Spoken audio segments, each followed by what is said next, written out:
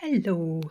Are you, like me, a lover of Scotland, or Christmas, or art, or all three? Well, I love a homemade present at Christmas. I think there's nothing more special than a person giving you their time to create a unique gift made with love. So, how would you like to create this festive landscape painting as a special gift for someone? You could also use your unique image to have Christmas cards and gifts printed. Before we get started, give us a like, follow, etc. on our social media. I wanted everyone to be able to access and afford the materials, so we're going to use acrylic paints. And before we get started, let me take you through the materials needed, the paint, the brushes, the canvas. I visited our local Home Bargains store to buy affordable materials with a total of £12.96, meaning you could create 3 unique pieces of art for Christmas presents for only £12.96. We're not going to worry about priming our canvas, but what I am doing after I've sketched out my image is applying a thin watered down layer of acrylic paint in a colour that's going to match our scene. So a winter scene has lots of blues and lilac, so I'm just applying a watered down base of lilac underneath my painting. There's advantages to using acrylic paints. One, that'll be a bit cheaper than oils. You don't need any specialist thinners or solvents to wash your brushes, you just need water. Acrylic paints are also fast drying, meaning you can apply several layers in one day rather than having to leave a painting for days to dry in between. But the disadvantage of acrylics is blending. Because oils take longer to dry, you've got more time to blend the colours together. So we need to work a wee bit quicker when we're using acrylics, or we need to use a slow dry medium. When I created this image, I drew out a 9 square, the rule of thirds, which basically means that anywhere that the lines intersect in your 9 square is where we need to put our key focal points. This imagined scene took elements from the mountains behind the Blackrock Cottage in Glencoe, boathouse on Loch Var near Aviemore, and some lovely water for reflections. Next, I'm blocking in colour. I'm going to add thin layers of colour in blocks to form the bones of the painting. Small amounts of paint, thinned down with a little water. This helps get a feel for the painting, for the position of the objects. Now, as you can see from this photograph, snow is rarely white. It's usually shades of lilac, grey, blue, and so when I'm blocking in the colour of the snow, you can see I'm mixing some white, wee bit of blue, wee bit of red to give a very pale lilac shade.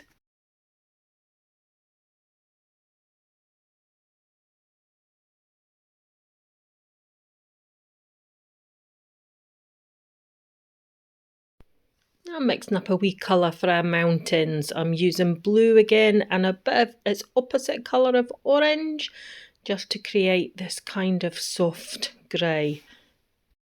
Now, how do we create the perspective of mountains being further away?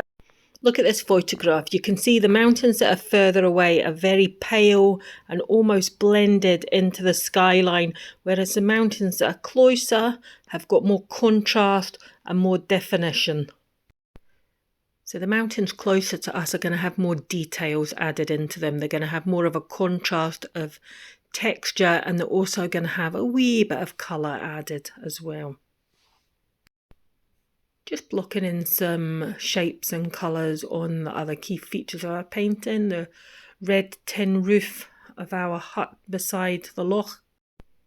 And we're going to switch to a smaller, flat, angled brush to start adding in some more details. Now, these are still the brushes that I bought at Home Bargains. Everything I've done with this painting, I've used the brushes and paints from Home Bargains. So just working on that sky a little bit, adding a wee bit more colour. And then we're going to reflect the colours of the sky in the water. I've been surprised with the quality of the acrylic paints from Home Bargains, considering what I paid for them. Now, back to these mountains. If we have a look at that reference photograph again, let's remind ourselves of the colours of the mountains. And let's lighten up those ones in the distance a wee bit. I thought they just looked a wee bit too brown. I'm also blending it at the bottom. I'm blending that mountain into the snow in the foreground.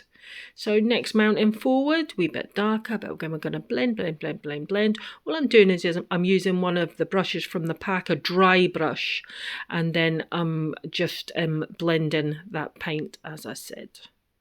Now, mountain in the foreground. We're going to need a wee bit more contrast with this mountain. This is the one closest to us.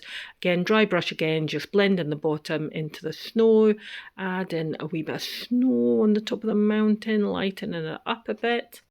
I'm going to cheat a little bit here. I'm going to use a palette knife to create the effect of snow on our mountain. Now, this is one of my pieces of equipment that I use a lot. It didn't come in the pack, but you can get these quite cheaply off Amazon if it's something you're interested in having a go. Otherwise, you can use a paintbrush just as easily to create the effect of snow on those mountains. Again, using that palette knife just to create a wee bit of snow on our lakeside cottage here. Now I'm going in with a small brush now to create details. The shadows around the lake underneath the snow that's just sitting at the lakeside there.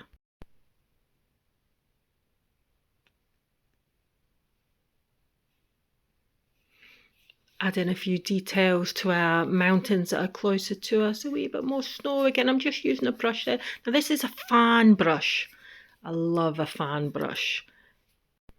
We're just going to create a green by mixing some blue and some of the yellow from the paint pack, and we're just going to create some trees. I just felt this was looking a wee bit bland, so load that fan brush. You can see I've got quite a lot of paint on it. This is an old Bob Ross technique, but do you know what? Why fix what isn't broken? It works perfectly fine, so we're going to do that here. So we're going to start with a wee bit at the top of our tree, a nice pine tree, and then we're just going to create our trunk and gently dab using half of the fan brush, not the whole brush, just half at a time, one side and then the other to create the branches of the tree.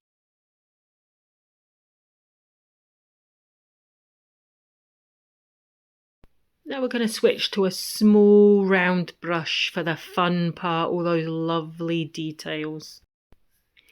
Some trees away in the distance.